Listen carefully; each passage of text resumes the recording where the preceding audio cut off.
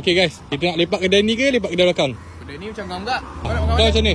Ngam lagi tu kedai belakang tadi. Kedai jom. okay, boleh. Tapi alah, aku rasa sini macam lagi okey lah aku rasa. Sini. Jomlah sini kalau sini okey.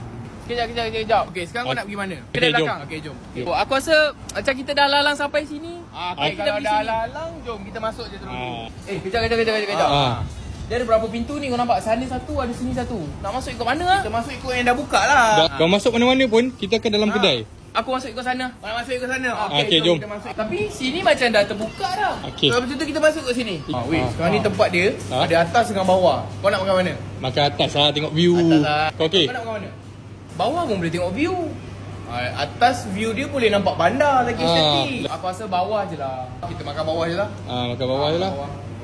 Tapi kalau bawah, betul juga cakap kau. Atas pun macam ngam juga.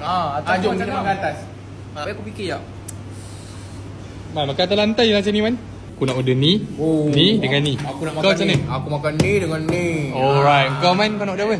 Dia ada 2 menu ni. Aku tak tahu nak pilih mana satu menu ni. Man, menu ni sama je. Tapi asal yang ni macam ada komod sikit, yang ni elok pula dia punya.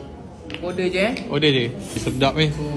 Man, kau sure tak makan confirm Okay, kalau macam tu kau tolong pas sudu tu untuk aku. Sekarang ni aku tengah main phone. Aku nak pas kau sudu macam mana? Tak apa. Aku ambil sini, tak apa. Banyak makanan ni lagi.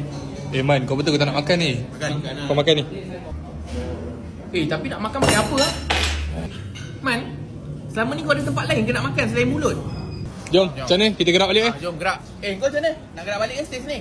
Aku, alamak. Asal kau tanya, Man. Sini ke balik ke aku? Macam ni. Okay. Kau relax. Kau tak payah guna otak kau. Jangan guna otak kau. Jom. Kita balik je. Jom. Balik je. Senang. Okay. Man, kita Hati-hati, Man. Kereta.